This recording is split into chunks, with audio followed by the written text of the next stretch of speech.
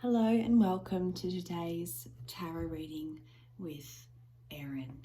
Today we're going to be reading these beautiful cards against humanity and seeing what our guardian angels, what our higher self is really asking us. And I think this is a beautiful way of finding messages and clarity in all the uncertainty that there is at the moment.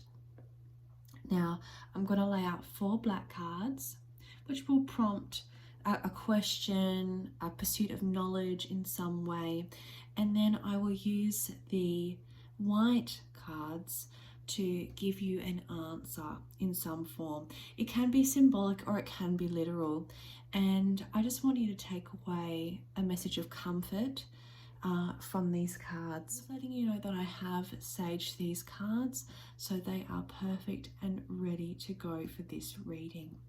Okay, I'm really interested to see what happens in this reading. It's always a bit of an exploration into the common consciousness, tapping into that, and also it can be very individual as well. So take with it what you will, and let's get started. Blank is a slippery slope that leads to blank. Okay, this is a very interesting one, and I wonder if you're having some sort of moral dilemma that's prompted the selection of this card. So I wonder if you maybe there's a moral questioning that's going on, and you're worried that it might lead to other less unethical behavior or something along those lines. So I'm really curious as to what the cards are going to answer for us. All right, let's go on. See if you can. Oh, I love this one. This is a very interesting one. Blank, it's a trap. Okay, so there's sort of a theme of entrapment, particularly between those 2 cards. There's a slippery slope that leads to, maybe unquestionable, thinking about consequences to behaviors or actions, and the trap. So we're questioning perhaps the behaviors of others or ourselves in this one. That's a really interesting one as well. And it's funny how they've come together, because I think they often tie in really well together. Okay, and our final one. Okay, what's Teach for America using to inspire inner city students to succeed? Okay, that's an interesting one, isn't it? Okay, what I'm taking from that is the inspiration, maybe education, maybe teaching, maybe America, maybe succeeding, maybe students. There's a lot of different avenues we can take with that one, and it just depends on what we draw out with our white cards. Okay, well, let's pop that there. Alrighty, let's go, shall we? So let's start with this one. In 1,000 years, when paper money is a distant memory, how will we behave for goods and services? Okay. Now we've got fear itself for that first one. Okay, interesting. So I'm wondering if you're currently feeling that the amount of fear you have in daily life is almost to the amount where you feel it can be a form of currency.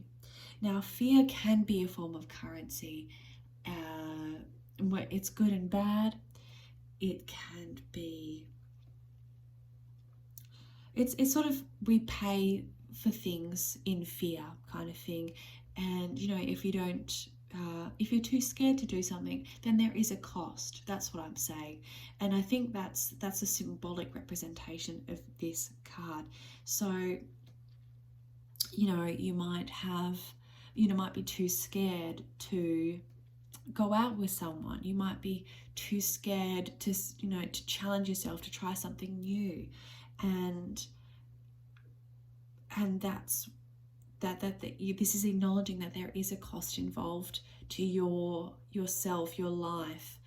And I think it's saying, wake up, take charge of that, own the fear, use that fear as a currency to to have a better life and to challenge yourself. Because in 1,000 years, when paper money is a distant memory, is this how you want to pay for things, in fear? Okay. All right, that's a really, really powerful message, and I hope you've gotten something out of that one. Okay, so a two-parter for this one. Blank is a slippery slope that leads to blank. Okay, so peeing a little bit is a slippery slope that leads to the Holy Bible. Okay, let me just ponder on this one a little bit.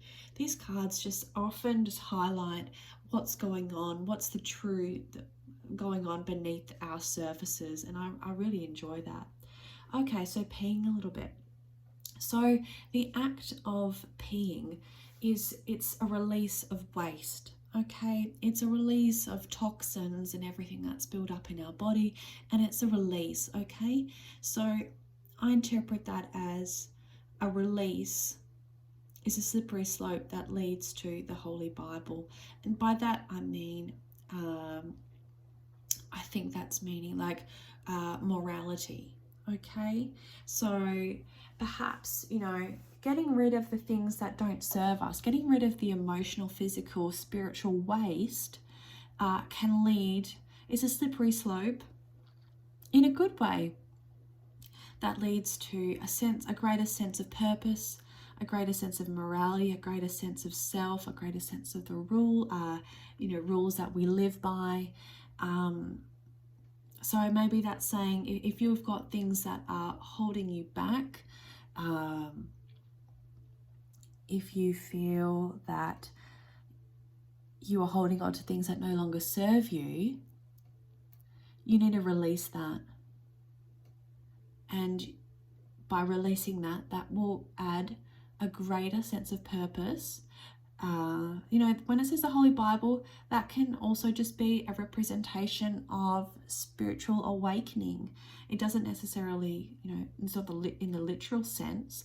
It can be an emotional, spiritual recognition of a greater morality that's living inside us. And I think that's a really, really beautiful response to that black card. I don't know if you guys agree, but I've really got a lot out of that one. Okay, so now this one which I said before, was very, very connected. Okay, so blank, it's a trap. Okay, what have we got? Dying, it's a trap. Okay, interesting. Okay, so what I'm getting from this is that there is that fear, and we're going back to the fear itself. So perhaps there is a fear of dying, and you think it's an end. Okay, you're thinking it's an end and that you don't want to die, and who could blame you? Okay, but what I'm thinking is that this preceding cards has said peeing a little bit, getting rid of that emotional waste will bring you to spiritual awakening, spiritual wellness, a sense of overall wellness, and that will negate your fear of dying, your fear of an end. And dying doesn't need to be literal. It can also just mean an end of something. It might be the end of a relationship, end of a job, end of a chapter in your life. And that's what it can represent. So I think you're worried about the finality of something in your life. And when you get in touch with yourself and have comfort within yourself to know that you are secure to deal with anything, this won't be a problem. Okay? I hope you've gotten something out of that. Okay, so for this one, what's Teach for America using to inspire inner city students to succeed? Okay, so this was very broad. There's a lot of different topics in there that I think are very, very interesting. And we're going to ask the universe what that really means, and you know, what the collective consciousness needs right now. Okay. What's Teach for America using to inspire inner city students to succeed? Drinking alone. Okay, right. That's an interesting one. What I'm finding with that one, now people might interpret that a million different ways, but I think that there is some sort of challenge in your life. Might that be education? You know, there might be an assignment coming up. There might be some sort of challenge personally, professionally, or spiritually, and which requires inspiration. It requires work and effort to succeed. Okay. When it says inner city students, it's being very specific, but we can also look at that in the broader sense as well. And I think when it says inner, I think it means inner self, okay? Inner city students. So we're all learning. We're all on a learning adventure through life. I consider myself a lifelong learner. I think everyone should, okay? Because we're all students in the University of Life, whether we want to be or not. And perhaps drinking alone, I'm interpreting this as drinking alcohol, not just water, okay? And I think maybe this is highlighting that we might have a crutch in our life. We might be using something as a vice, as a form of distraction, as a form of getting ourselves away from our learning experiences in life, which are very valuable and challenging, and that's why we use drinking, okay? This is why we use whether it's drinking caffeine, whether it's doing drugs, whether it's shopping. We all have a way of coping, okay? And that's understandable. You know, we all try and find something to make the day a little bit easier, make the time a little bit easier, because life's hard. But this is saying to us, is this the right way of doing it? Are you using your vices to avoid your higher purpose, the inspiring your inner self? Okay? Yep. Wow, what a really, really powerful reading. I'm feeling like that's really, really been reflective of what's going on in my life, certainly, and what I think is very, very relevant to a lot of people right now. A lot of fear-based stuff, a lot of questions about finality in our life and how we can become a better person, a better equipped person to deal with such things, and also our vices in life and how we can best achieve our higher purpose in life, and to just be aware of things that we are doing in life to perhaps get by in an unhealthy way potentially. So that's just a little reminder not to have, drink a bottle of wine every night. Maybe just drink a glass, sort of just that self-reflection. Okay, well, I hope you've really enjoyed that. I've really enjoyed speaking to you, and have a lovely day. Bye.